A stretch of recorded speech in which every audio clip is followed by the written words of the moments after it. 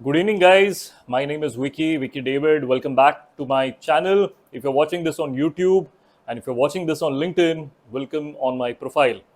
Today, we are shooting the second episode of hashtag Money Monday. And like we did the last time, that was the first time, even the second episode has not been live on a Monday actually. While the name is hashtag Money Monday, we are doing it on a Tuesday. The reason being, guys, as you know, who already have been following me on my LinkedIn profile or on Instagram, you know that I have been traveling for a lot of places for my training projects. That is the reason it has kept me busy. But guys, one more thing I'll tell you कि हम कोशिश करेंगे कि जैसे मैं अभी आपके सामने हूँ सूट बूट में बैठा हूँ क्योंकि मैं अपने ऑफिस एरिया में हूँ और मैं कोशिश कर रहा हूँ कि जहाँ भी मैं हूँ किसी भी मंडे जिस भी अवतार में हूँ मैं भी कैजुअल्स में हूँ या फिर टी शर्ट में हूँ होटल में हूँ या बस स्टैंड पे हूँ लेकिन मंडे को 9 o'clock वो हम लाइव करें ये मेरी खुद से जो है एक्सपेक्टेशन है। आप भी बताइएगा कि आप किस टाइम पे ज़्यादातर अवेलेबल होते हैं तो उस टाइम पे हम लोग लाइव करने की कोशिश करेंगे। गाइज ये आज का कर रहे हैं हम सेकेंड एपिसोड। मॉड्यूल आप देख सकते हैं, टाइटल है इसका सेविंग्स। मॉड्यूल 1 हमने किया था बजटिंग, लेकिन दोस्तों जैसे कि आपने देखा होगा लिंक्डइन पे ही ये पब्लिश हुआ था एपिसोड 1। यूट्यूब पे डालने की मैंने बहुत कोशिश की बट मैं कर नहीं पाया क्योंकि मैं लाइव गया था लिंक्डइन पर एक थर्ड पार्टी ऐप से, क्योंकि लिंक्डइन पर खुद से आप लाइव जा नहीं सकते हो। तो जब मैंने लाइव डायरेक्टली लिंक्डइन पे किया वो video I can't download and since I couldn't download तो वो यूट्यूब पे है नहीं।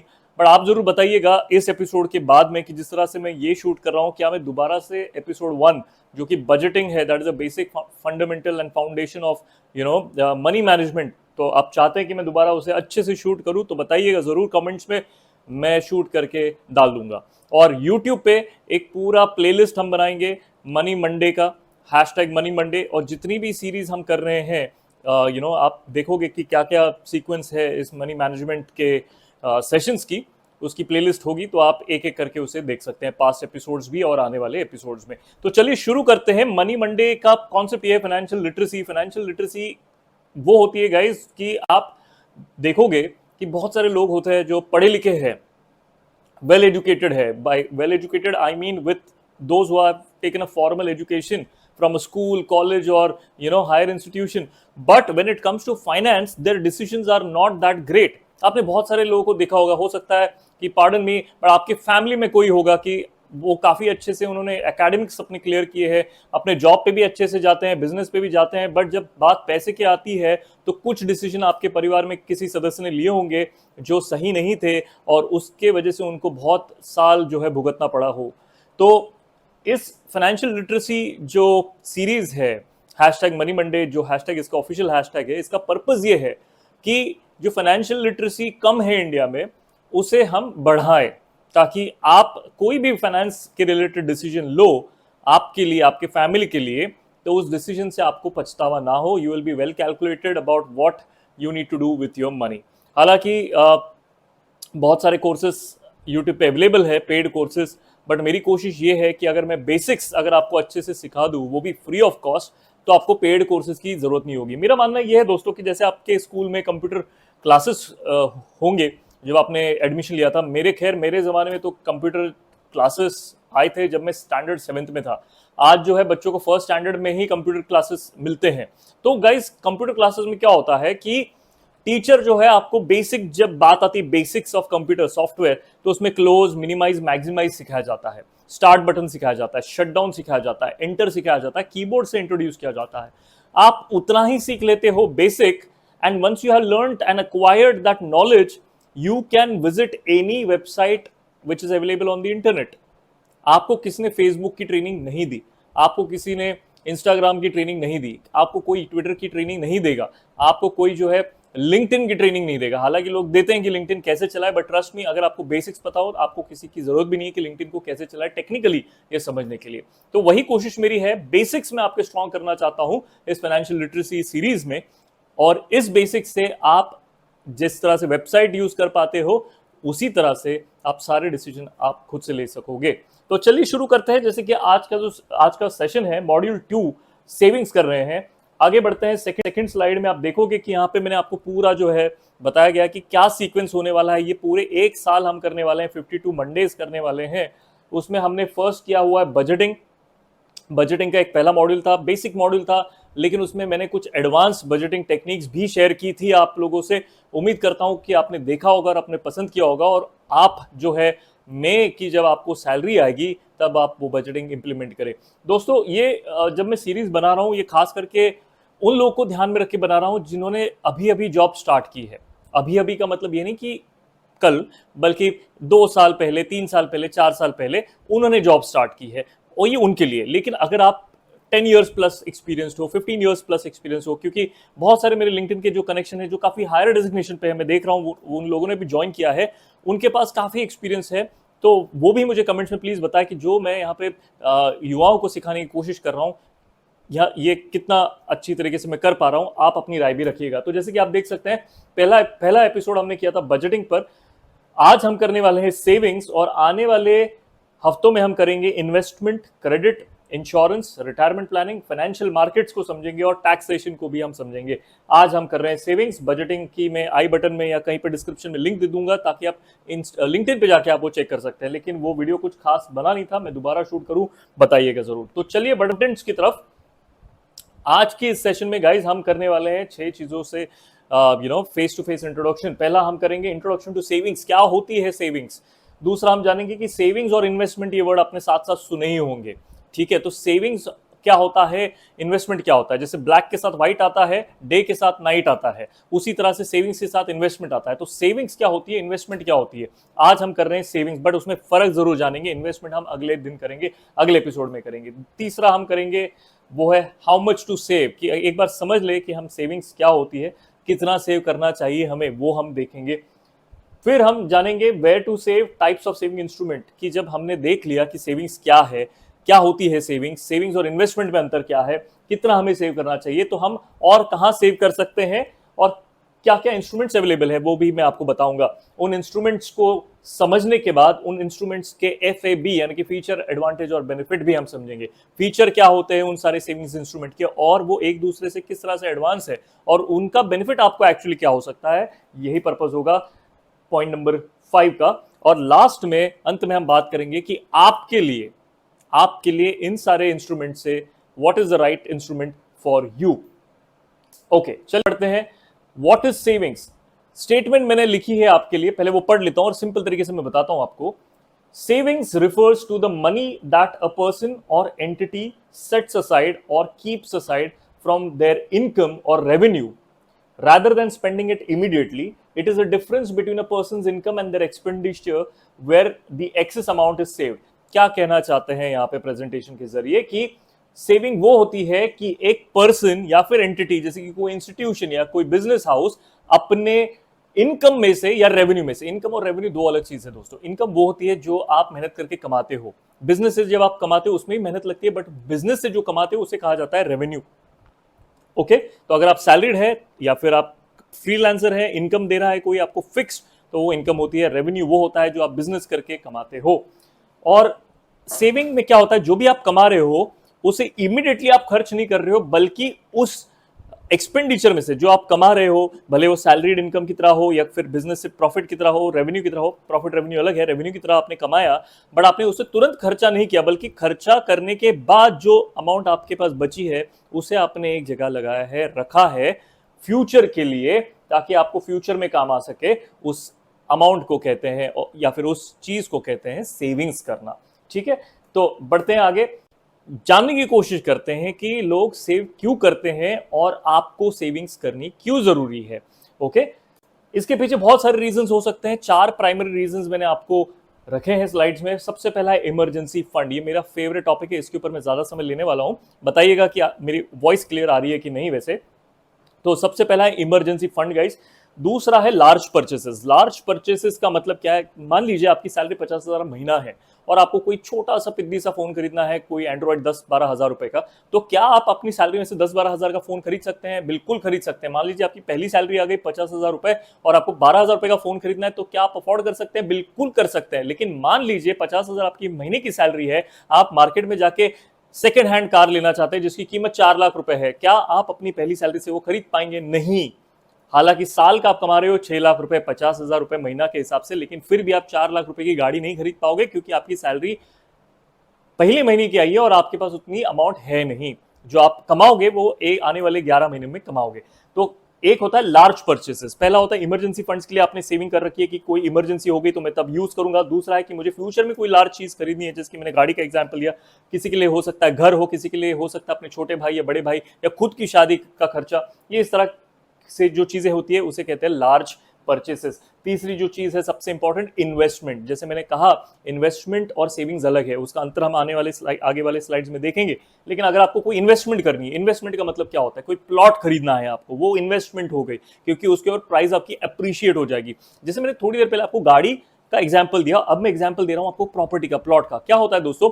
एक होता है प्राइस अप्रिसिएशन, दूसरा होता है प्राइस डिप्रिसिएशन। अप्रिसिएशन का मतलब क्या होता है कि जिस चीज में आप पैसा लगाते हो उसकी वैल्यू आगे जाके बढ़ती है। दूसरा होता है डिप्रिसिएशन। डिप्रिसिएशन मतलब क्या होता है कि जो आपने चीज खरीदी है उसके आने वाले दिनों में, सालों में, महीनों में उसकी कीमत गिरती ही जाएगी। उदाहरण के रूप में बताना चाहो तो रिसेंटली मेरे दोस्त ने एक सेकेंड हैंड कार खरीदी, ठीक है, बढ़िया सी कार खरीदी, बढ़िया अमाउंट में उसको मिली। लेकिन वो जो कार उसने खरीदी है, मान लीजिए उसने एक्स अमाउंट में 2 लाख रुपए की वो कार खरीदी है, ठीक है। अब वो अगले दिन बेचने जाए या आज से 1 साल बाद बेचने जाए तो उसकी कीमत 2 लाख नहीं मिलेगी, उसे प्राइस डिप्रिशिएट हो जाएगी, ठीक है। डिप्रिसिएशन उसे कहते हैं।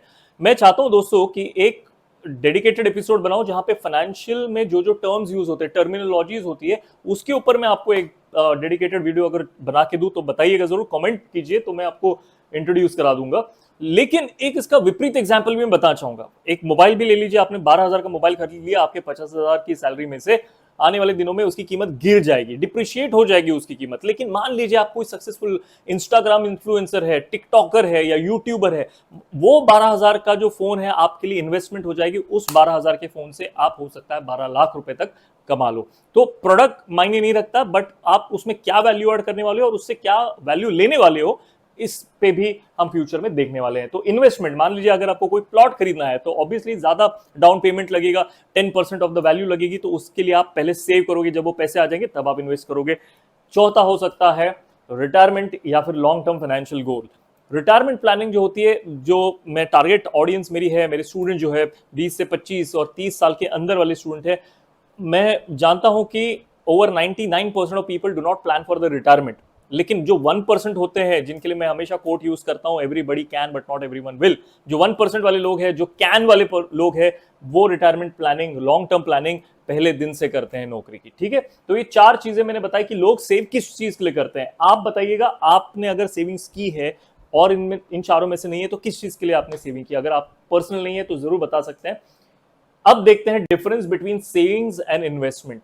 सेविंग्स एंड इन्वेस्टमेंट, मैं बताना चाहूंगा, एक फेमस कोट है गाइस, आपने सुना होगा, a penny saved is a penny earned, but it's all bullshit. A penny saved will always remain a penny, ठीक है, उसकी कीमत नहीं बढ़ेगी।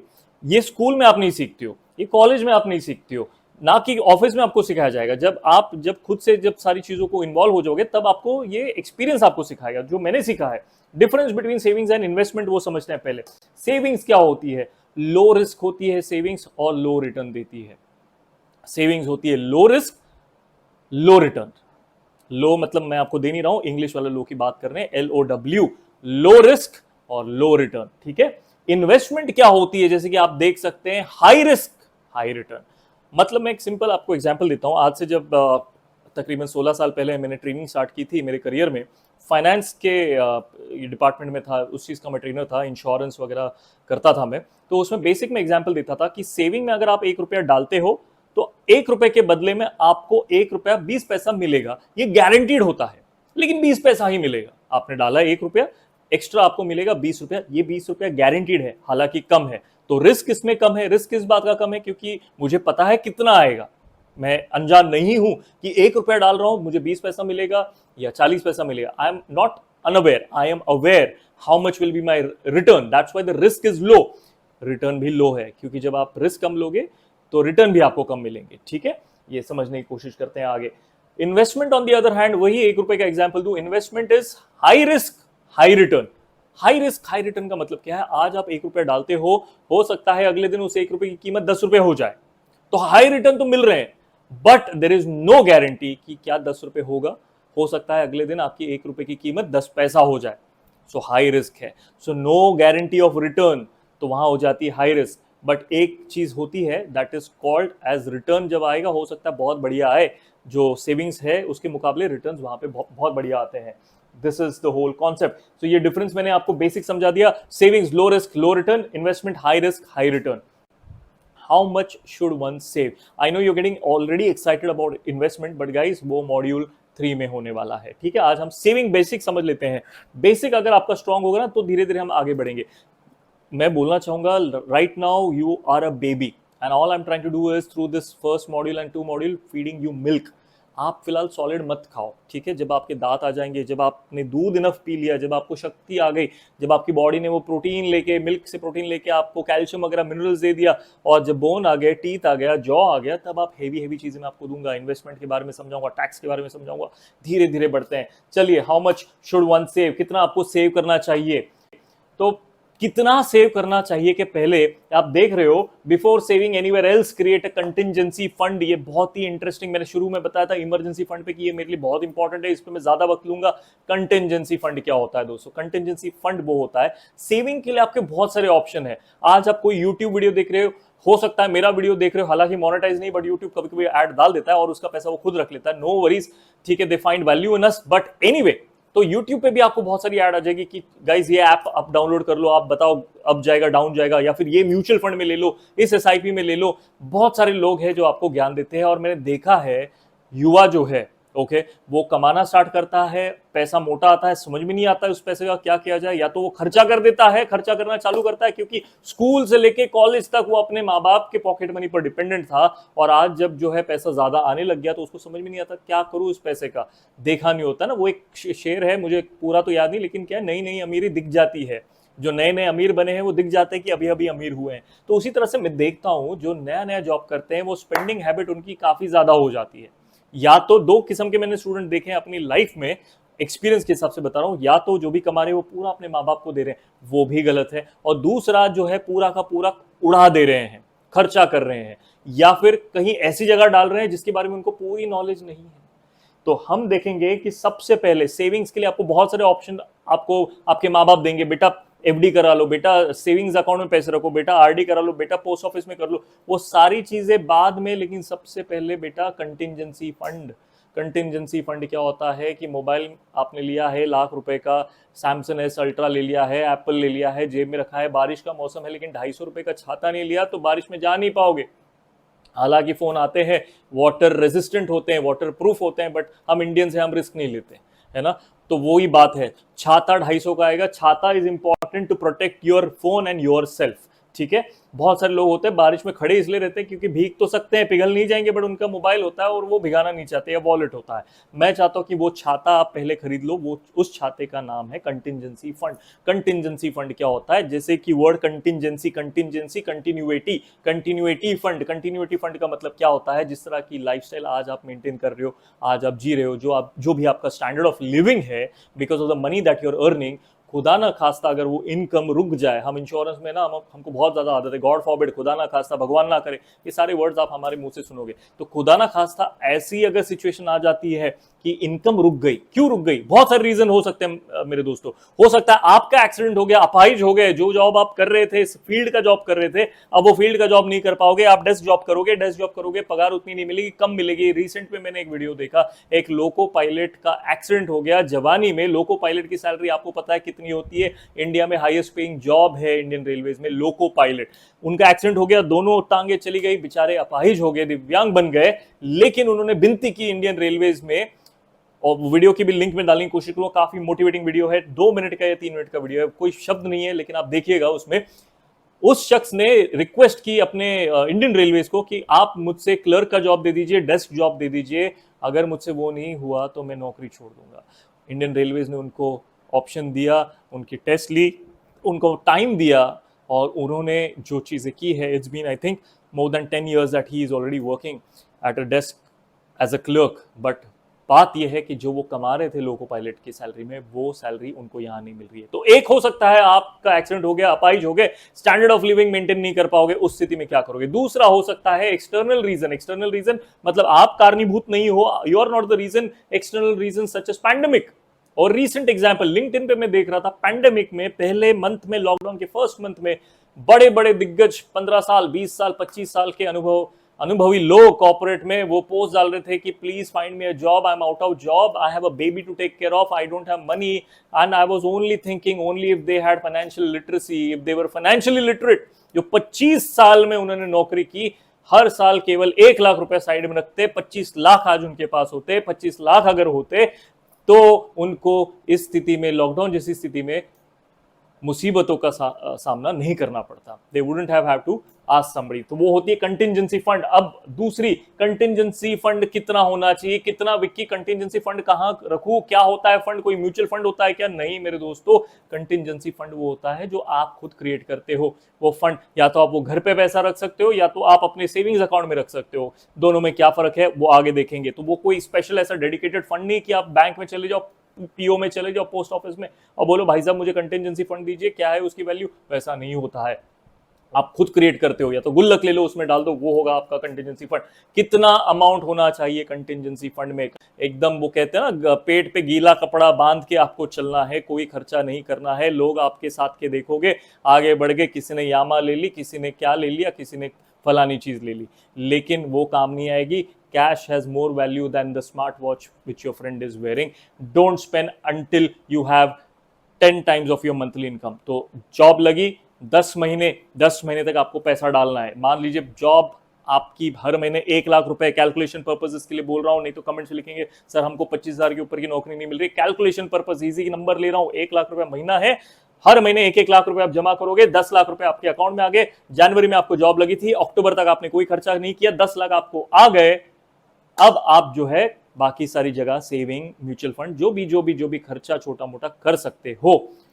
इससे क्या होगा? 10 महीना ही क्यों, 10 टाइम्स ही क्यों कह रहा हूं? क्योंकि ऑन एन एवरेज अगर किसी की नौकरी छूट जाती है किसी रीजन की वजह से, किसी भी कारण की वजह से, तो ऑन अ हायर साइड, जिसे हम कहते हैं ना वर्स्ट केस सिनेरियो में अच्छी नौकरी पाने के लिए तकरीबन 6 से 10 महीने लगते हैं दोस्तों।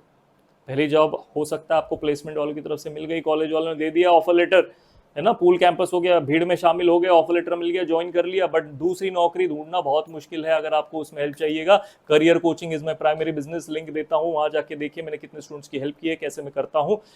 बात करते हैं कि 10 महीने तक you should be able to survive if you are out of job. तो अगर आपकी नौकरी चली गई, आपको बॉस ने किक कर दिया, you don't have an incoming, fixed incoming now, but you have money saved in your account, जो आप यूज कर सकते हैं आपकी लाइफ को मेंटेन करने के लिए। ठीक है, तो वो होता है contingency fund to sustain the standard of living in case you are out of job.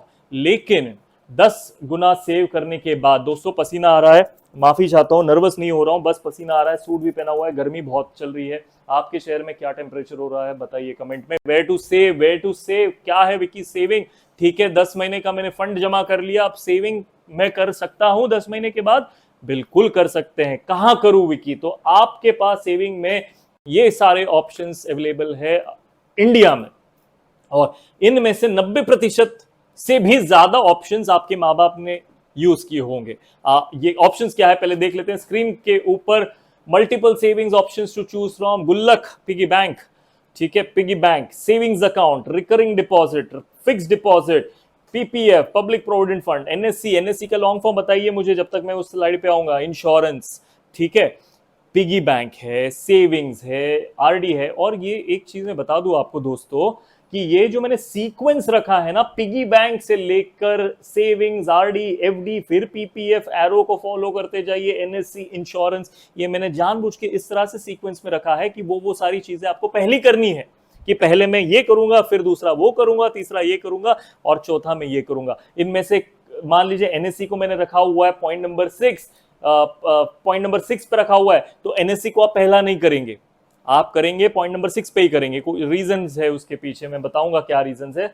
सबसे आसान तरीका सेविंग स्टार्ट करने का है पिगी बैंक। पिगी बैंक है, दूसरा है सेविंग्स अकाउंट। अब बढ़ते हैं कि हर एक का फायदा देखते हैं, हर एक में क्या फर्क है वो देखते हैं, इंक्लूडिंग पिगी बैंक। दोस्तों बढ़ते हैं पहली स्लाइड। पिगी बैंक का क्या फायदा है, क्या नुकसान है? फायदा ग्रीन में है, नुकसान रेड में है। फायदा ये है easy to start. Easy to start का मतलब क्या है? बाजार चले गए, किराने की दुकान पे गुल्लक ले ली 10 रुपए की, गुल्लक ले ली 20 रुपए की, गुल्लक ले ली 100 रुपए की, डिपेंड करता है आप कितने की गुल्लक लेना चाहते हो। बहुत आसान है ना। उसके लिए गुल्लक खरीदने के लिए आपको दुकान वाला पैन कार्ड मांगेगा कि सर पैन कार्ड दीजिए because it is about income, आप सेव करोगे। नहीं, पैन कार्ड नहीं मांगेगा, आधार कार्ड नहीं मांगेगा, आपकी शक्ल पे नहीं जाएगा। आप बोलोगे भैया गुल्लक दीजिए, गुल्लक दे देगा, बस आपको नोट एक्सचेंज करनी है। तो easy to start, that is what it means. और हो सकता है 100 में से 90% लोगों ने सबसे पहले जीवन में जो बचत की होगी वो पिगी बैंक में की होगी। आपने किया है बचपन में तो बताइएगा, मैंने करने की कोशिश जरूर की थी। एक छोटा सा बैंक भी चला था, किसी दिन बताऊंगा। दूसरा है physically available. Physically available, piggy bank is physically available, मतलब पिगी बैंक रखी हुई है घर पर, है ना, घर पर रखी हुई है, पैसे डाल रहा हूं, फिजिकली अवेलेबल है। ठीक है, मतलब it is not invisible, it is not in electronic format, it is just not a number in my mobile phone, but it is bloody real cash, physically available. तीसरा, easy to withdraw. Easy to withdraw का मतलब समझिए, मैं ये नहीं कह रहा हूं आप बोलोगे होल्ड ऑन, आप बोलोगे विकी तोड़ना पड़ता है, फोड़ना पड़ता है, फाड़ना पड़ता है, तब जाके पैसे निकलते हैं गुल्लक में से, पिगी बैंक में से। तो कैसे हुआ easy to withdraw? Easy to withdraw का मतलब मैं ये बता रहा हूं दोस्तों कि इजी टू विड्रॉ है आपकी जब चाहे मर्जी हो आप तोड़ के पैसा निकाल सकते हो। बैंक पे निर्भर नहीं हो, सर्वर डाउन हो गया एसबीआई बैंक का, पैसे चल नहीं रहे, ऐप चल नहीं रहा है, बेटा सुबह भेजता हूं पैसे, अब नहीं चल रहा है, सर्वर पे निर्भर नहीं हो। बैंक 9 से 12 तक काम करती है सरकारी बैंक, हालांकि ऑफिशियल आवर 5 बजे तक है, लेकिन 12 बजे के बाद दिक्कत होती है। बट ये गुल्लक इजी टू विड्रॉल है क्योंकि आपकी मर्जी, पैसे की जरूरत, फोड़ा गुल्लक मटके का, निकाला चिल्लर और खर्चा कर लिया। ठीक है, तो वो है उसका मतलब। लेकिन इसके कुछ नुकसान भी है दोस्तों। नुकसान क्या है? सबसे पहले लिमिटेड इंफ्रास्ट्रक्चर। गुल्लक इतनी होती है, इतनी होती, इतनी बड़ी गुल्लक तो मैंने आज तक नहीं देखी। तो अगर उससे ज्यादा अगर आपको सेविंग करनी है तो उतना काफी नहीं होगा, फिर आपको अलग अलग गुल्लक लेनी पड़ेगी और घर में रखना पड़ेगा, शोकेस में गुल्लक रखते जाओगे, खुद की फोटो रखने की जगह नहीं होगी, तो इंफ्रास्ट्रक्चर लिमिटेड हो जाता है। दूसरी चीज जो होती है risk of theft. Risk of theft, छोटे भाई बहनों से, forget about the robbery in the house, छोटे भाई बहन आगे गुल्लक तोड़ लिया, पैसे खा लिया, कैडबरी खर्चा कर लिया, तकलीफ हो गई, रिस्क ऑफ थेफ्ट है। और सीरियस नोट पे बात करें, घर में चोरी हो गई, दिवाली के लिए 4 दिन की एक्स्ट्रा छुट्टी ली थी, दोस्तों के साथ चले गए, घर पे ताला लगा था, मोहल्ले में चोरी हो गई और गॉड फॉरबिड आप ही के घर पे हो गई, तो चोर गुल्लक भी नहीं छोड़ते, है ना, तो आपने सुना होगा, तो गुल्लक भी लेके चले गए, तो रिस्क ऑफ थेफ्ट है। क्या करोगे पैसे का, कहां क्लेम करोगे? तीसरी चीज, transaction details are not available in a piggy bank. आप डालते हो दोस्तों, कोई होता ना जनरली वो बोलता है कि जितने भी चिल्लर होंगे दिन के मैं वो चिल्लर पूरा डाल दूंगा, कोई होता कि 10-20 के जितने भी नोट होंगे वो मैं डाल दूंगा। डालते तो आप जाते हो लेकिन हिसाब रखते नहीं हो। कोई नोटबुक नहीं रखता है पिगी बैंक के बाहर कि आज मैंने 1 रुपया डाल दी, ये रख लिया, ये लिख लिया, ये इस तारीख को मैंने 10 रुपया डाला, ये लिख लिया।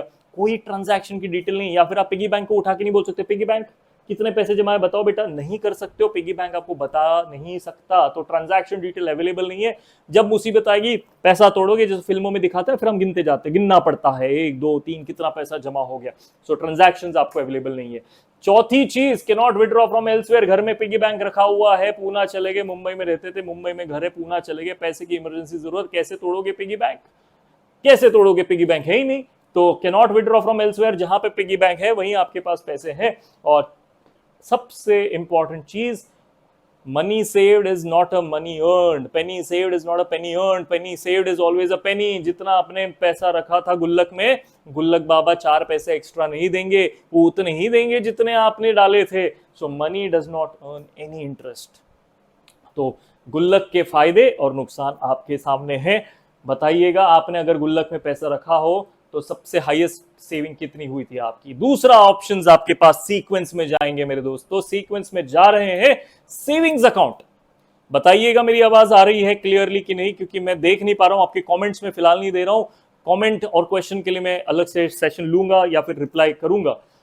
तो बढ़ते हैं सेविंग्स अकाउंट। तो पहला बेसिक मैंने आपको बता दिया, सेविंग्स करने का सबसे आसान तरीका गुल्लक। दूसरा है थोड़ा सा प्रोफेशनल तरीका और वो है सेविंग्स अकाउंट। सेविंग्स अकाउंट हर किसी की खुल जाती है, बैंक अकाउंट खुल जाता है, एटीएम कार्ड मिल जाता है नए जॉब के साथ में। बिजनेस वालों के ऊपर मैं कम फोकस ले रहा हूँ, सैलरीड लोगों को ज्यादातर मैं ट्रेन कर रहा हूँ मनी मैनेजमेंट को लेकर, क्योंकि बिजनेसमैन जो होते हैं मेरी तरह, उसे दुनिया और मारामारी और एक्सपीरियंस सिखाई देता है कि पैसों को कैसे मैनेज किया जाता है। लेकिन सैलरीड जो बंदा होता है, वीपी तक चले जाओ लेकिन फाइनेंशियल लिटरेसी कम होती है। That is the reason, this the harsh truth, you may like it और नॉट। सो सेविंग्स अकाउंट आपको खुल तो जाता है, लेकिन 90% समय में जब आप ज्वाइन करते हो, जो अकाउंट आपको मिलता है, वेलकम किट जो दिया जाता है, वो सेविंग्स अकाउंट का नहीं होता है, वो होता है सैलरीड अकाउंट, जो होता है जीरो बैलेंस अकाउंट। ठीक है, उसमें फर्क है, सैलरीड अकाउंट को इंक्लूड नहीं करेंगे। अगर आप मुझसे इस वक्त पूछे कि विक्की फिर सैलरीड अकाउंट क्या होता है, वो उस गुल्लक की तरह है, ना उसमें इंटरेस्ट आता है ना कुछ आता है, बस उसमें आपको इलेक्ट्रॉनिकली ट्रांजैक्शन देख सकते हो। सेविंग्स अकाउंट के फायदे क्या है? Easy to open.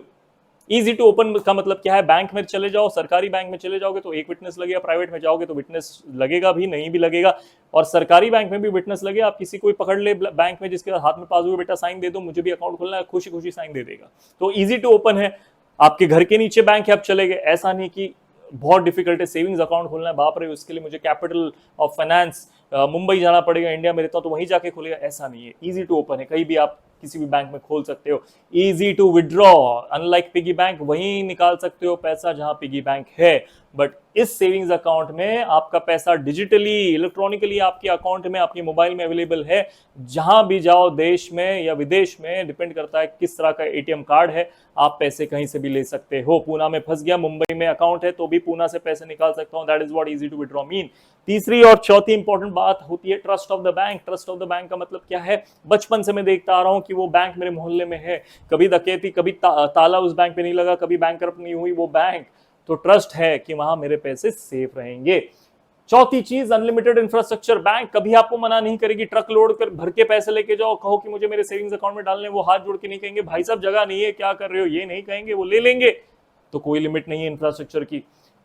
Important, cannot be robbed by someone, cannot be robbed, can be robbed technically yes, but not that easily the way a piggy bank can be stolen। ठीक है, तो robbing जो है, robbery उतने आसानी से नहीं होगी।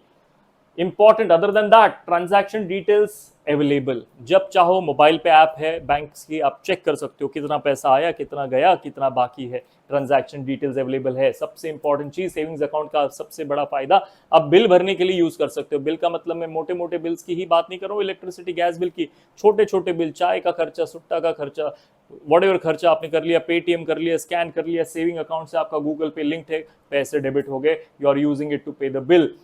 Most importantly, the only difference other than the transaction, other than the easy to withdraw option, यहां पे आपको ब्याज मिलता है। Bank gives you interest, bank आपको इंटरेस्ट देती है। इंटरेस्ट आप में लेती नहीं है, आपको इंटरेस्ट देती है। वो क्या होता है इंटरेस्ट? 4 पैसे आपको ऊपर मिलते हैं। 4 पैसे नॉट लिटरली, कितना मिलता है आगे देखेंगे, लेकिन जो आप पैसे गुल्लक में रखोगे वो उतने ही होंगे। गुल्लक आपको बढ़ा के नहीं दे रहा, लेकिन बैंक दे रही है। क्यों देती है बैंक आपको बढ़ा के पैसे? क्योंकि बैंक आपका पैसा यूज करती है ना। वो किस तरह से होता है वो मैं आगे मॉड्यूल्स में बताऊंगा, but bank uses your money and because you are letting the bank use it, they are earning some profit and they are giving some profit or percentage to you which is called as interest। अब इसके नुकसान की बात करते हैं। Savings account का नुकसान क्या है? इंटरेस्ट रेट जो है गाइस बहुत ज्यादा कम है, बहुत ज्यादा कम है। आगे मैं एंड वाले स्लाइड में आपको दिखाऊंगा ना हर एक में कितना इतना इंटरेस्ट मिलता है, तो सबसे कम आपको इंटरेस्ट रेट मिलता है सेविंग्स अकाउंट में। ठीक है, कम मिलता है। दूसरा, negligible but server issues sometime.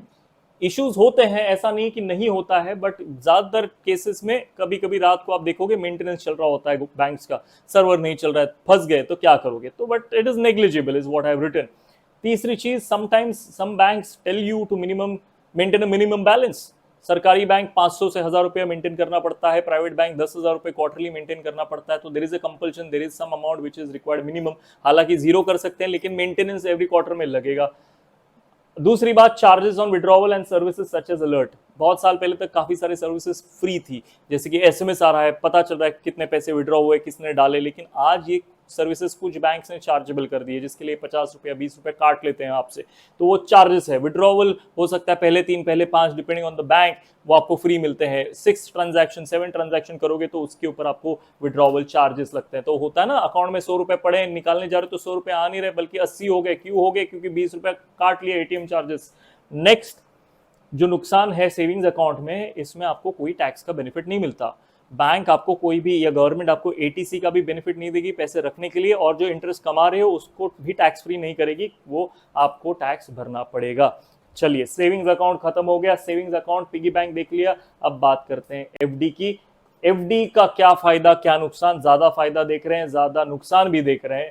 पहली बात, बैंक में है, इजी टू ओपन है, सेविंग्स अकाउंट की तरह। दूसरा ट्रस्ट ऑफ बैंक है, infrastructure same, can not be robbed easily. Interest इस पे मिलता है लेकिन ठीक ठाक बढ़िया इंटरेस्ट मिलता है सेविंग्स अकाउंट के मुकाबले, ठीक है, तो इंटरेस्ट इसमें भी आपको मिलता है। दूसरी चीज, आप एफडी में अवेयर हो कि आपको इंटरेस्ट कितना मिलने वाला है, आपकी आंखों पे पट्टी नहीं लगी हुई है, आपको ऐसा नहीं कि पता नहीं कि इतने सालों के बाद मुझे कितना मिलेगा। आप डे वन से क्लियर होते हो पैसे डालने के पहले कि मैं इतना पैसा डाल रहा हूं, मुझे रिटर्न में कितना मिलेगा, तो ये सारी चीजें क्लियर होती है।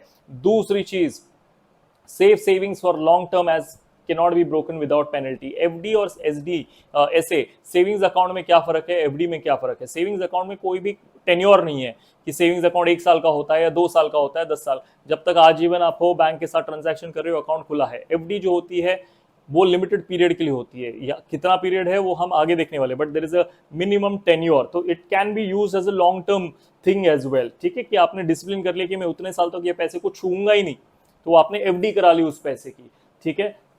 सबसे मेन फायदा इसका यह है tax exemption guys. Tax exemption का मतलब क्या होता है कि जो भी आप पैसे इसमें रखोगे एफडी में, वो पैसे आप एटीसी के अंदर क्लेम कर सकते हो। क्या होता है एटीसी, क्या होता है क्लेम, क्या होता है एग्जेम्पशन, ये टैक्सेशन के मॉड्यूल में हम देखेंगे।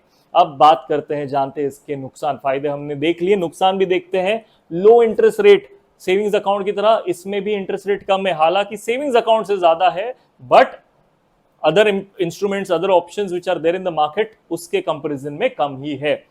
तीसरा नुकसान जो है गाइस, इसमें जो आपको ब्याज मिलेगा वो टैक्स फ्री नहीं है। हालांकि पैसे आपके थे जो आपको अपने बैंक को दिए, लेकिन अगर आपका इंटरेस्ट हर साल 10,000 रुपए से ज्यादा है तो आपको टीडीएस भरना पड़ेगा। That interest is not tax free, you will have to pay taxes on that. चौथी चीज, नीड्स लमसम। सेविंग्स अकाउंट आप 500,000 रुपए में खुला लोगे, एफडी खुलाने के लिए कम से कम 5,000 से लेकर 10,000 रुपए ऑन एन एवरेज लगता ही है एफडी खोलने के लिए, तो एक मोटा पैसा लगता है। बहुत लोगों के लिए 10,000 रुपए बड़ी बात हो जाएगी। आप किसी दोस्त को फोन करके आधी रात को पूछ लेना, बेटा 10,000 रुपए मुझे इमरजेंसी में चाहिए, वो थोड़ा वक्त मांगेगा क्योंकि लोगों के पास होते नहीं है, हालांकि पैकेज बड़ा होता है, दिल बड़ा नहीं होता। देखते हैं, आगे चलते हैं। लॉन्ग लॉक इन पीरियड है। लॉन्ग लॉक इन पीरियड का मतलब है कम से कम ज्यादा से ज्यादा 5 साल या 10 साल की आप कर सकते हो। 10 साल भी रेयर बैंक्स देती है, मिनिमम तो वैसे 7 दिन की भी एफडी बनती है, 1 हफ्ते की। वो लोग क्यों कराते हैं और बैंक क्यों 7 दिन की एफडी देते हैं वो आगे देखेंगे। तो लॉक इन पीरियड भी लॉन्ग है। और पेनल्टी लगती है प्रीमेच्योर विड्रॉल पे। मान लीजिए एफडी आपने 5 साल की करी, 5 साल के अंदर ही आपको पैसे की जरूरत पड़ गई और आप बोल रहे नहीं मुझे पैसे निकालने हैं। पैसे जब निकालोगे तो इंटरेस्ट तो आपको मिलेगा ही नहीं, प्लस आपको थोड़े से पेनल्टी भी भरनी पड़ेगी। हो सकता है इंटरेस्ट उस दिन तक कम मिले, बट पेनल्टी बैंक काटेगी, वो अलग। और लास्ट में हम देख रहे हैं कि पार्शियल विड्रॉल अवेलेबल नहीं है एफडी में। फिक्स डिपॉजिट में ऐसा नहीं कि चलो मैंने ₹1,00,000 की एफडी बना ली गाइस, और कभी महीने 2 महीने के बाद मुझे पैसे की जरूरत पड़ी, नया मोबाइल आ गया लेटेस्ट, या कोई डाउन पेमेंट करना है किसी बाइक का, तो मैं थोड़े से पैसे निकाल लूं। कोई पार्शियल विड्रॉल अवेलेबल नहीं है। जब तक मैच्योरिटी होती नहीं तब तक पैसा निकलेगा नहीं। कुछ बैंक इसको कवर करने के लिए कुछ दूसरे बेनिफिट्स देते हैं, जैसे loan against FD, credit card against FD, but that is just marketing gimmick. That is not related to FD. Does FD allow you partial withdrawal? The answer is a big no. Piggy bank, savings account, fix deposit कर लिया गया है। कैसा लग रहा है session बताइएगा जरूर, कमेंट्स में एंड में पढ़ने वाला हूँ। ऑडियो आ रही है कि नहीं बताइएगा, दिक्कत है तो इमीडिएट मुझे लिखिएगा। नेक्स्ट हम चीज कर रहे हैं सेविंग्स अकाउंट और एफडी के बाद ऑफिशियली जो तीसरी चीज हम सीख रहे हैं वो है रिकरिंग डिपॉजिट। रिकरिंग डिपॉजिट के पहले मैं बता दूं दोबारा, फिक्स डिपॉजिट को फिक्स डिपॉजिट क्यों कहा जाता है, क्योंकि उसमें फिक्स्ड अमाउंट एक फिक्स्ड पीरियड के लिए आप डिपॉजिट कर देते हो, इसलिए कहते हैं fix deposit. Fixed amount fixed period के लिए आप रख देते हो, that is why it is called as fix deposit. Recurring account, recurring का मतलब दोबारा घटने वाली घटनाएं, रीअकर हो रही है चीजें, रिकरिंग डिपॉजिट। क्या दोबारा हो रहा है वो देखते हैं। फायदा नुकसान, easy to open, again bank और पोस्ट ऑफिस में आप आरडी खोल सकते हैं। Easy on pocket, monthly discipline saving account और इसमें क्या फर्क है? सेविंग अकाउंट में बैंक आपको कंपलसरी नहीं कहती कि आपको इतना पैसा हर महीने डालना है, लेकिन रिकरिंग डिपॉजिट में बैंक आपको बताती है कि हर महीने इस तारीख को आपको इतना पैसा आपके आरडी में डालना ही है, just like EMI, but it is not an EMI. Trust of bank इसमें भी मिलता है, इंफ्रास्ट्रक्चर इसमें भी अवेलेबल है, can not be robbed easily, वो भी बात है। इंटरेस्ट भी आपको मिल रहा है इसके ऊपर, इसमें भी आप अवेयर हो रिटर्न कितने आएंगे। लॉन्ग टर्म भी आप रख सकते हो और इसमें भी आपको टैक्स एग्जेम्पशन मिलता है, जो आप पैसे डालते हो उस पे एटीसी का फायदा आपको दिया जाता है। दोबारा याद दिलाऊंगा, टैक्स, एटीसी, एग्जेम्पशन टैक्सेशन में करेंगे। नुकसान क्या है आरडी के? नुकसान यह है कि इंटरेस्ट रेट इसमें भी कम है, और सबसे बड़ा नुकसान एफडी और सेविंग्स अकाउंट में यह है कि इन्फ्लेशन प्रूफ नहीं है। इन्फ्लेशन प्रूफ क्या होता है लास्ट में बताऊंगा, एक हिंट दे देता हूं कि आपने सोचा कि मैं आरडी बनाऊंगा, एफडी बनाऊंगा, 1 लाख रुपए डालूंगा और जब मेरी मैच्योरिटी हो जाएगी एफडी आरडी की 1,30,000 रुपए मिलेंगे, जब 1,30 मिलेंगे तब मैं वो बढ़िया वाला फोन ले लूंगा 2-3 साल के बाद। लेकिन हो सकता है जब 1,30,000 मिल गए और आप वो फोन लेने चले गए तब अब उसकी कीमत 1,30 नहीं है बल्कि 1,45 हो गई, बजट आ गया, इलेक्ट्रॉनिक के भाव बढ़ गए। तो जो इन्फ्लेशन प्रूफ है इसका मतलब मैंने आपको बताने की कोशिश की है। टैक्सेबल रिटर्न, आरडी में भी जो भी पैसे आपको मिलेंगे रिटर्न्स में इंटरेस्ट, वो भी टैक्सेबल है। नीड्स लमसम, ये पॉइंट मेरे ख्याल से गलती से आ गया है, इसमें लमसम की जरूरत नहीं है। आरडी 100 रुपए से भी स्टार्ट होती है। If you don't know now you know. Short to long lock in period है, short to long lock in period 3 महीने की भी आरडी बना सकते हो, 6 महीने की भी आरडी बना सकते हो, लॉन्ग टर्म की भी कर सकते हो, 5 साल, 7 साल, 10 साल। अगेन इसमें भी प्री मेच्योर विड्रॉवल अलाउड नहीं है और प्री मेच्योर विड्रॉ करोगे तो पेनल्टी लगेगी। आरडी मैंने आपको एक्सप्लेन कर दिया। अब तक हमने सीखा piggy bank, savings account, fix deposit and recurring deposit. RD हमने सीख लिया। अब बढ़ते हैं पीपीएफ। क्या होता है PPF? Paint protection film for car enthusiast. The answer is no. Public provident fund my dear friend, public provident fund PPF. ये वो पीपीएफ नहीं है जो आपकी सैलरी स्लिप में आपको प्राइवेट कंपनी काट के दे रही है, वो होता है ईपीएफ, एम्प्लॉय प्रोविडेंट फंड। वो एग्जैक्टली क्या है, ईपीएफ कैसे काम करता है, उसके ऊपर आपको डेडिकेटेड वीडियो चाहिए तो बताइएगा और किस तरह से मैं करूं वो भी बताइएगा, उसी तरीके से आपको पेश करने की कोशिश करूंगा। आज सीखेंगे पीपीएफ, पब्लिक प्रोविडेंट फंड। क्या है public provident fund? Easy to open, option of minimum monthly और लमसम अवेलेबल। इसमें आप महीने महीने से भी डाल सकते हो, एक साथ मोटा पैसा भी डाल सकते हो।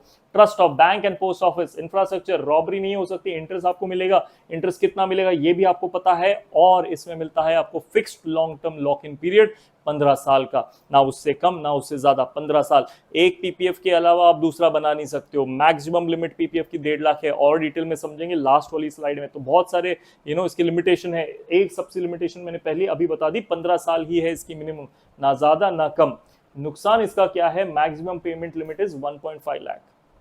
इंटरेस्ट इसमें भी मिल रहा है। 1.5 लाख रुपए आपने डाल दिए, इंटरेस्ट मिल रहा है आपको मान लीजिए 7% या 5%। आप कहते हो और पैसा आ गया और मैं पीपीएफ बनाना चाहता हूं, आप नहीं बना पाओगे। 1.5 लाख की लिमिट खत्म हो चुकी है और पीपीएफ नहीं कर सकते। एक पीपीएफ के अलावा दूसरा आप नहीं रख सकते हो एक टाइम पर। लो इंटरेस्ट रेट, हालांकि इंटरेस्ट रेट इसमें मिल रहा है, ये भी कम है और ये भी इन्फ्लेशन प्रूफ नहीं है।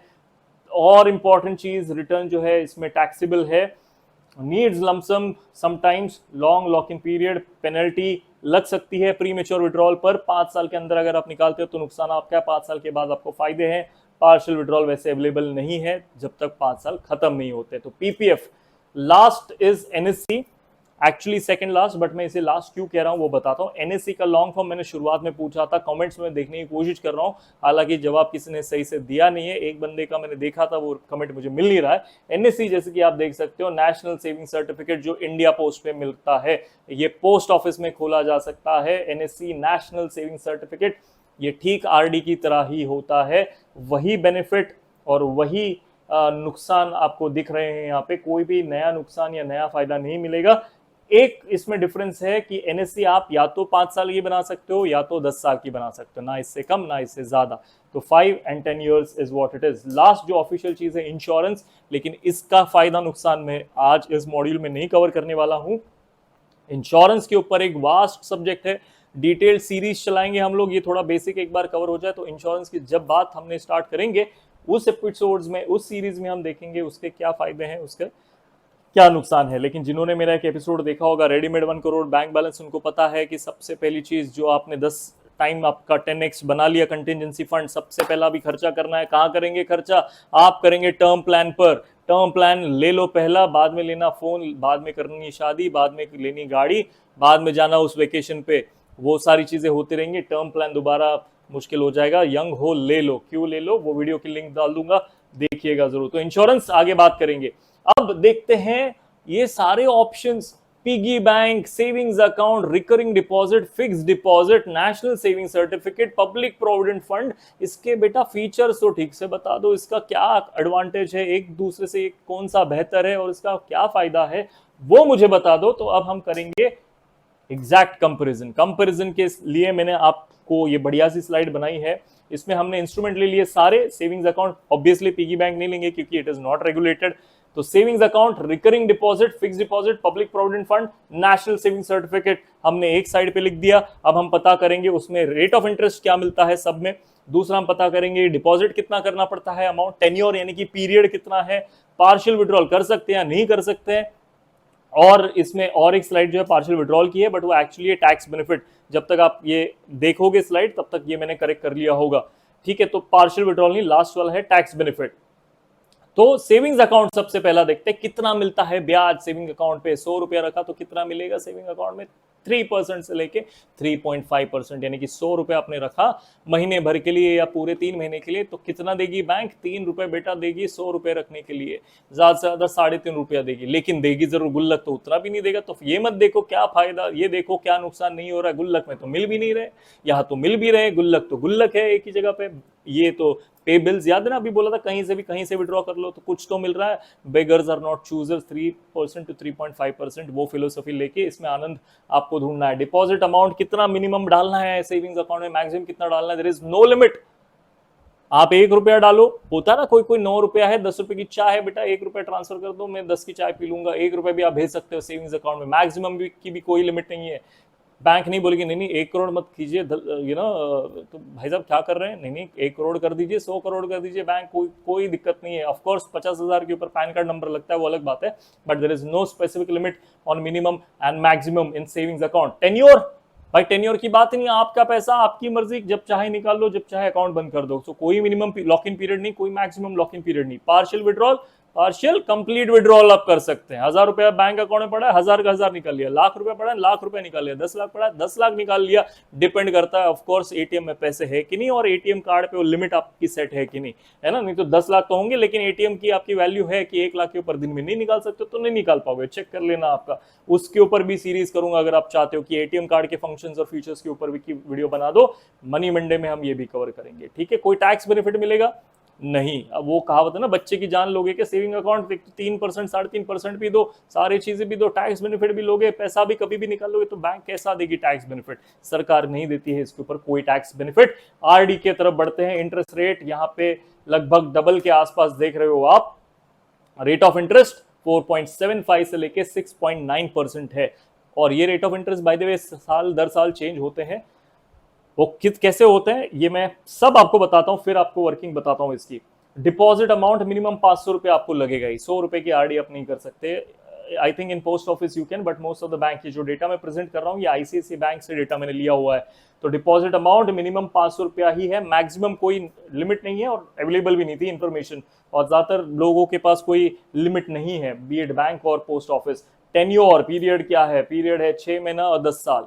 मिनिमम आरडी 6 महीने की बना सकते हो और 10 साल की मैक्सिमम बना सकते हो। 10 साल के ऊपर वो भी गारंटी नहीं लेंगे इस परसेंटेज का, इस रेवेन्यू का। अब मैंने शुरू में एक बात बोली कि इंटरेस्ट जो है वो गाइस हर साल बदलता है, तो इसका मतलब ये नहीं कि आज 2023 में आपने मान लीजिए 10 साल की आरडी बना ली तो अगले साल आपका रिटर्न चेंज हो जाएगा, नहीं, वो आपके लिए 10 साल के लिए इंटरेस्ट फिक्स्ड हो गया। आज आप 2023 में 10 साल की आरडी बना रहे हो 6.9% पर, तो वो 6.9% आपका गारंटेड है 10 साल के लिए। भले जो 2024 में बनाएगा तब उसको इंटरेस्ट रेट अलग मिलेगा, उससे आपको फर्क नहीं पड़ेगा, आपने 10 साल सिक्योर कर लिया, लेकिन मैक्सिमम 10 साल, क्योंकि उसके ऊपर बैंक भी गारंटी नहीं लेगी कि उस समय की इकोनॉमी कैसी होगी, क्या हम उतना परसेंटेज उससे ज्यादा देंगे या कम देंगे। That is why they can not give you guarantee. Partial withdrawal allowed ही नहीं है, नहीं अलाउड पार्शियल विड्रॉल। ये सेविंग्स अकाउंट तो है नहीं, ये डिसिप्लिन सेविंग्स है। आरडी और सेविंग्स अकाउंट में बच्चों क्या फर्क है, ये फर्क है सबसे पहले कि सेविंग्स में आपके ऊपर कोई बंदूक नहीं है, आपकी मर्जी, डालना है डाल लो। मैंने तो हाथ जोड़ के विनती कर ली कि बच्चे लोग 10 टाइम अपना डाल देना सेविंग्स अकाउंट में, 10 times of your monthly income, but मैं क्या आपके घर पे आके बंदूक तो दिखा नहीं सकता, काश मेरे पास होती, वो अलग बात है। लेकिन सेविंग्स अकाउंट में कोई कंपल्शन नहीं है, तो जब कंपल्शन नहीं होता लाइफ में तो डिसिप्लिन थोड़ा सा है खराब हो जाता है ना। कोई कंपल्शन नहीं है, कोई पूछने वाला नहीं है। हॉस्टल में कोई मम्मी उठाने नहीं आएगी, तो हो सकता है हॉस्टल में छुट्टी के दिन आप ज्यादा सो लिए, घर पे ज्यादा दिन सोने की कोशिश करो, ज्यादा देर सोने की कोशिश करो, छुट्टी के दिन आपको उठाया जाएगा, बिकॉज वहां घर पे डिसिप्लिन है, यहाँ पे डिसिप्लिन है ही नहीं सेविंग्स अकाउंट में। So people tend to not do their budgeting and save per month a fixed amount. But RD में क्या है, एक लाइबिलिटी है, एक कमिटमेंट है कि कमिटमेंट है कि बॉस मैं हर महीने इस तारीख को इतना पैसा डालूंगा ही। That is the difference in SA savings account and recurring deposit. तो ये डिसिप्लिन सेविंग्स इसे कहा जाता है। और ये सबसे पहला दूसरा बेबी स्टेप जो है, savings account is like crawling. बच्चा होता है ना, क्रॉलिंग करता है, चारों हाथों पे और पैरों पे चलता है, फिर वो थोड़ा थोड़ा चलने की कोशिश करता है दोनों पैरों से, वो होता है रिकरिंग डिपॉजिट। ठीक है, डिसिप्लिन आ गया थोड़ा सा लाइफ में। मैंने कहा था आपको सीक्वेंस में जाएंगे, savings, recurring, FD, RD, so and so, तो वो बात है। टेन्योर हमने देख लिया, पार्शियल विड्रॉल अलाउड ही नहीं, उसकी मैंने अभी बात की। बात करते हैं टैक्सेशन की। सेविंग्स जो आप पैसा डालते हो उसके ऊपर कोई टैक्स बेनिफिट सरकार आपको नहीं देती, एटीसी का भी नहीं देती, ना किसी दूसरे सेक्शन का देती है। और जो पैसा आपको बैंक या पोस्ट ऑफिस देगा ब्याज के रूप में, अगर वो साल का 10,000 से ज्यादा है तो टीडीएस, इनकम टैक्स लगेगा ही। So the returns are taxable. बढ़ते हैं आगे एफडी की तरफ। वीडियो लंबा ना हो इसलिए क्वेश्चंस में हर स्लाइड्स के बाद नहीं लूंगा, क्वेश्चंस में कमेंट सेक्शन में मांगूंगा, ताकि मैं अगला वीडियो जब बनाऊं तो पहले क्वेश्चन एंड आंसर हैंडल करूं। ठीक है, अगर क्वेश्चन एंड आंसर गाइस क्या होता है, मैं अभी कर लिया तो वीडियो हो सकता है जो 30 मिनट का बनने वाला था वो 50 मिनट का हो जाएगा, और जो बंदा बाद में देखना चाहेगा वो बोले यार ये 50 मिनट का वीडियो मैं नहीं देखता। तो हम 30 मिनट का रखेंगे। सवाल कमेंट्स में लिख देना, वहां जवाब भी दे दूंगा, अगले वीडियो में वो सवाल भी लूंगा। ठीक है, तो बात करते हैं एफडी की, फिक्स डिपॉजिट की। फिक्स डिपॉजिट का interest rate 3% to 7%, 3% to 7% guys. Deposit amount ICICI bank का मैं बता रहा हूं आपको, मिनिमम 10,000 रुपए लगते हैं, मैक्सिमम उन्होंने लिमिट दी हुई है 50 मिलियन। 50 मिलियन। अक्षय कुमार का एक रील वायरल हो रहा था कि उन्होंने सुना कि, मुझे वो एक्टर याद नहीं है, बट किसी ने, फलाने फैमिली ने 100 करोड़ की एफडी बनाई थी। 100 करोड़ की एफडी अक्षय कुमार बता रहे थे, और वो पूछ रहे थे अपने पापा से जोकिंगली कि पापा उनको कितना ब्याज मिलता होगा। तो वो बात है, 100 करोड़ की भी एफडी हो सकती है, बट जो लिमिट हमें आईसीआईसीआई बैंक ने दी है वो है 50 मिलियन इंडियन रुपीस की बात कर रहा हूँ। कितने मिनिमम दिनों की या महीने की एफडी कर सकते हैं? 7 दिनों की एफडी कर सकते हैं, ज्यादा से ज्यादा कितने समय तक कर सकते हो? 5 साल। 7 दिन की कौन करता है? मेरे माँ बाप ने तो कभी 7 दिन की नहीं, मैंने तो कभी सुना भी नहीं कि 7 दिन की होती है। बेटा 7 दिन की भी होती है, 15 दिन की भी होती है, 2 महीने की भी होती है, 90 दिन की भी होती है। वो कब होती है, उसका फायदा क्या है? मान लीजिए कि कोई आपका दोस्त है, या फिर आपके पैसे हैं और आप कह रहे हो कि यार लमसम तो है लेकिन मुझे अभी नहीं चाहिए, मैं अपने पास रखूंगा तो खर्च हो जाएंगे, मुझे अभी तो जरूरत नहीं है, मुझे 2 महीने के बाद वो वेकेशन लेना है, 2 महीने के बाद वो लैपटॉप लेना है, लेकिन 2 महीने में खर्च हो सकते हैं, तो बेटा 2 महीने की एफडी करा लेना। तो 2 महीने की जब आप एफडी कराओगे तो सेविंग्स अकाउंट में पैसे रख रहे थे तो 3.5% मिल रहे थे, लेकिन यहां बनाओगे एफडी तो हो सकता है 3 से 7% के बीच में आपको पैसा मिलेगा। लॉक इन भी हो गया तो निकाल नहीं पाओगे, लालच आएगा तो, और दूसरा ब्याज सेविंग्स अकाउंट से थोड़ा सा ज्यादा मिलेगा। ठीक है, यही नहीं, इसमें और एक फायदा आपको मिलता है जो अब तक सेविंग्स अकाउंट रिकरिंग डिपॉजिट में आपको नहीं मिल रहा है, वो है टैक्स बेनिफिट। यहां पे आप जो भी पैसा इन्वेस्ट करते हैं, सेव करते हैं, invest is the wrong word, FD में सेव करते हैं, 1.5 लाख तक आप उसका फायदा एटीसी के तहत इनकम टैक्स एक्ट 1961 में उठा सकते हो। तो जो भी आप सेव कर रहे हो एफडी में, मैक्सिमम 5 ईयर की लिमिट है, तो उसको आप टैक्स भी बचा सकते हो। टैक्स आ गया, एचआरए दिखा रहे हो, मैं देखता हूँ बहुत सारे लोग झूठी रेंट रिसीट बनाते हैं, रेवेन्यू स्टैंप लगा के, झूठा कोई मेडिकल, ये सारी चीजें कर रहे हैं लोग। बट ये अगर आप ईमानदारी से करोगे तो इसका रिसीट आप दिखा सकते हो, एफडी की सर्टिफिकेट, और 1.5 लाख तक आप टैक्स बचा सकते हो। लेकिन जो रिटर्न आएंगे वो टैक्सेबल है, रिटर्न टैक्स फ्री नहीं है। जो भी रिटर्न आपको ब्याज मिलेगा एफडी से, प्रिंसिपल के ऊपर जो इंटरेस्ट मिलता है वो टैक्सेबल होगा। तो ये है एफडी की बात। सेविंग्स अकाउंट रिकरिंग कर लिया, दो बचे, और वो है पब्लिक प्रोविडेंट फंड और एनएससी। पीपीएफ की बात स्टार्ट करते हैं। पीपीएफ का सबसे हाईएस्ट इंटरेस्ट रेट देख रहे हैं अभी तक 7.1%। मिनिमम डिपॉजिट मंथली करना चाहे तो 500 रुपए से स्टार्ट कर सकते हैं, मैक्सिमम करना चाहेंगे तो 1.5 लाख तक करना है। टेन्योर मैंने पहले ही आपको बता दिया, 15 साल फिक्स्ड है, ना इससे कम है ना इससे ज्यादा है, 15 साल फिक्स। दूसरा पार्शियल विड्रॉवल अब तक अवेलेबल नहीं था सेविंग्स अकाउंट को छोड़कर। सेविंग्स अकाउंट तो खैर वो तो एक मामूली सी बात है, एफडी और आरडी में पार्शियल विड्रॉल नहीं है।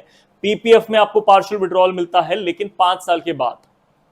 5 साल के बाद, 5 साल के बाद क्यों मिलता है? क्योंकि बेटा 5 साल तक तो कर लो अच्छे से, डिसिप्लिन रह जाओ। वो जैसे स्कूल में बच्चों को पिताजी कहते हैं बेटा ये मार्क्स तो ले लो पहले, फिर साइकिल दिलाएंगे, तो पहले ये कर लो। 5 साल तक आपको जो गवर्नमेंट स्कीम होती है वो डिसिप्लिन बनाती है आपको कि हाँ मुझे 5 साल तक सेविंग करनी है। ठीक है, वो चीज है। This is what the limitation is. After 5 years, you can start withdrawing partially. That is from the 6th year. इसमें टैक्स बेनिफिट 2 मिलते हैं आपको। एफडी में हमने सबसे पहला टैक्स बेनिफिट देखा अब तक, वो है एटीसी का 1.5 लाख रुपीस तक, लेकिन पीपीएफ में आपको और एक टैक्स बेनिफिट मिलता है, और वो टैक्स बेनिफिट तब मिलता है जब आपको पैसे मिलेंगे 15 साल के बाद। जो 7.1% का ब्याज आपको आपके वैल्यू पे मिलेगा 1.5 लाख रुपीस पर। आप बताइएगा कमेंट्स में 1.5 लाख रुपीस अगर पीपीएफ में डालता हूं, 7.1% इंटरेस्ट है, तो मुझे कितना मिलेगा 15 साल के बाद, आप बताइएगा जरूर। नेक्स्ट मॉड्यूल में हम कैलकुलेशन समझेंगे। तो जो मुझे पैसा मिलेगा ब्याज, वो टैक्स फ्री मिलेगा, ना उस पर मुझे टीडीएस भरना है, ना मुझे उस पर इनकम टैक्स भरना है। जब पैसे अकाउंट में आएंगे मुझे आईटीआर में दिखाना है कि this is from my PPF.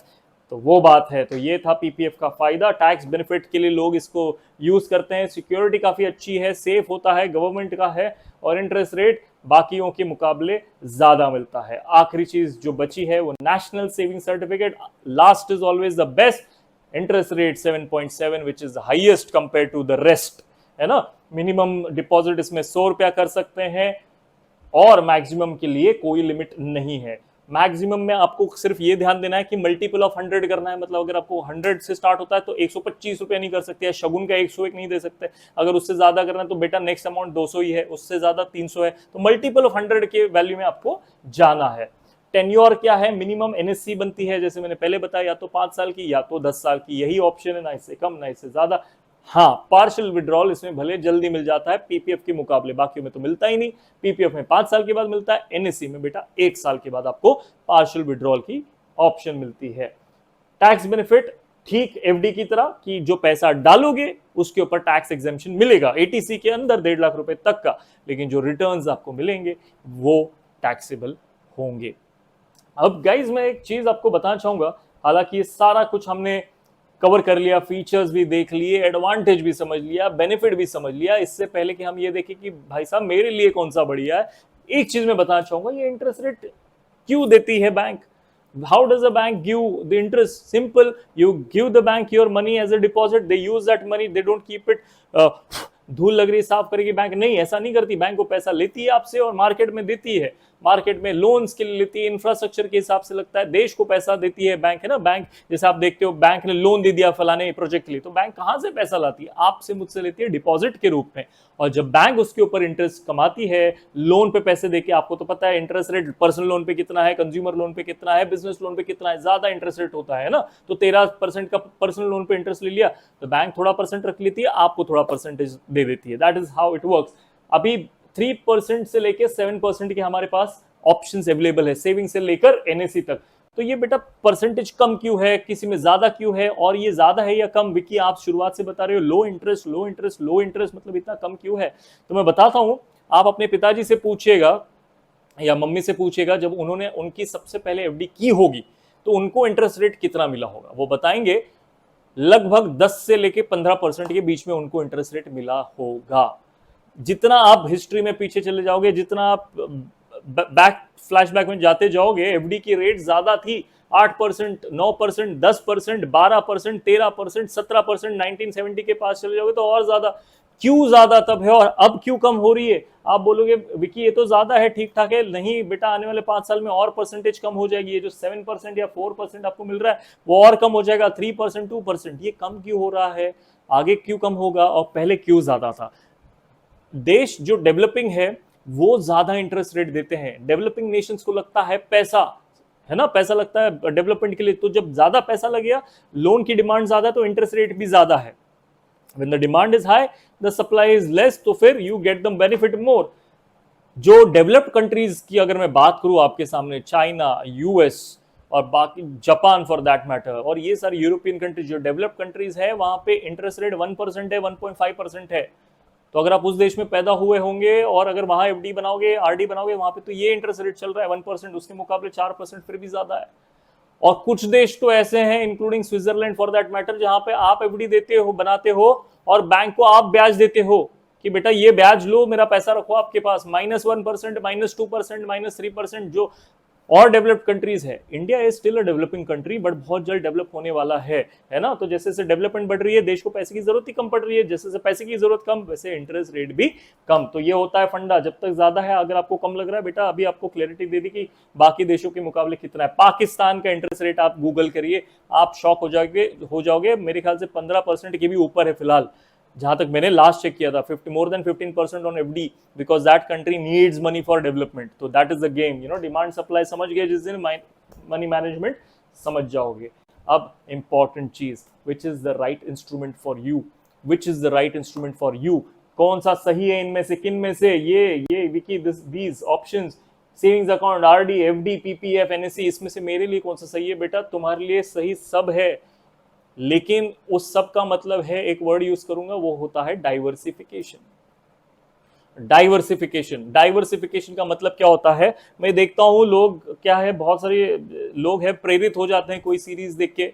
जैसे फॉर एग्जांपल कोई एक सीरीज आई थी शेयर मार्केट के रिलेटेड थी, वो बंदा कोई था जिसके ऊपर स्कैंडल जिसने किया था, कंट्रोवर्सी की थी, कोई मेहता, हर्षल मेहता, बच्चे लोग देखे, खुश हो गए, बच्चों ने बोला कि हम भी सेविंग्स करेंगे, शेयर मार्केट में इन्वेस्ट करेंगे। बेटा आता नहीं जाता नहीं, उस रास्ते जाना क्यों, नुकसान हो जाएगा। अंधेरे में उस रास्ते पे नहीं चला जाता जिसको आपने दिन में नहीं देखा हो, खड्डा कहाँ है, गिर जाओगे, यही होता है, पछताओगे। ठीक है, तो स्टेप बाय स्टेप देखो और डाइवर्सिफिकेशन समझो। सबसे पहला बेटा कंटिजेंसी फंड, कहीं भी सेव करो, Vicky out of this which is the best, fuck them, you start your contingency fund, then we will see the rest। ठीक है, कंटिजेंसी फंड 10 गुना पैसा अकाउंट में डालो खुद के सैलरी का। जिस दिन 10 गुना पैसा अकाउंट में पड़ा होगा खुद की मंथली सैलरी का, चौड़ा होके घूमोगे ऑफिस में 56 इंच का सीना करके कि बेटा नौकरी से निकाल, पैसे बैंक में पड़े, नौकरी की फिक्र नहीं। एटीट्यूड लाइफ का चेंज हो जाता है, थोड़ा रिलैक्स भी हो जाता है इंसान, रिस्क लेने के लिए रेडी होता है। नौकरी छोड़ दोगे, ऑफर हाथ में है नहीं, दूसरी ढूंढ लोगे 3 महीने में क्योंकि पैसा पड़ा है। तो कंटिजेंसी फंड चालू कर दिया। उसके बाद बेटा खोल दो आरडी से स्टार्ट कर दो, 1000-2000 depending, again this amount is not a thumb rule. किसी की सैलरी हो सकता है 12,000 हो, किसी की हो सकता है 12 लाख हो, तो हर बंदे के लिए अलग फॉर्मूला है, वो मैं बताऊंगा आने वाली सीरीज में। आरडी स्टार्ट कर ली, लमसम सेव कर लिया, फिर उसकी एफडी बना दो। पीपीएफ तो बनाना ही बनाना है क्योंकि टैक्स बेनिफिट भी लेना है। एनएससी डिपेंड करता है आपके ऊपर, स्टडी कीजिएगा। तो डाइवर्सिफिकेशन, जो भी पैसा है आपके पास, there is a saying, you do not put all the eggs in one basket. आप सारे अंडे एक ही थैली में नहीं लगाते हो। वेजिटेरियन दोस्तों के लिए सादा एग्जांपल देता हूं, अंडों की, चिकन की बात नहीं करेंगे, हालांकि मैं पर्सनली पसंद करता हूं। वेज एग्जांपल आपको देता हूं, ट्रेन में सफर कर रहे हो, कैश लेके जा रहे हो, 10,000 रुपए आपके पास कैश है ताकि सफर में काम आए या फिर आगे जाके आपको काम आए। तो 10,000 रुपया आप क्या करते हो, एक ही जगह पे नहीं रखते 10,000 रुपया, क्योंकि जेब कट गई तो पूरा 10,000 चले गया। आप क्या करोगे, 10,000 में से 2,000 ऊपर की जेब में, 1,000 इस जेब में, 2,000 इस जेब में, 3,000 इस पतलून में, बचे हुए शायद कुछ अंडरवेयर में, यू नेवर नो, चोर पॉकेट में डाल दिए। तो कि क्या है कि ये जेब कट गई, ये बाकी के पैसे बच गए, ये जेब कट गई, इधर वाले बच गए। It is called diversification my dear friends. Diversification मतलब ऐसा नहीं कि 50,000 सैलरी, मेरा महीने का खर्चा including EMI and rent is only 20,000, rest 30,000 I put in FD, मजा आ गया एफडी में भाई साहब, बल्ले बल्ले।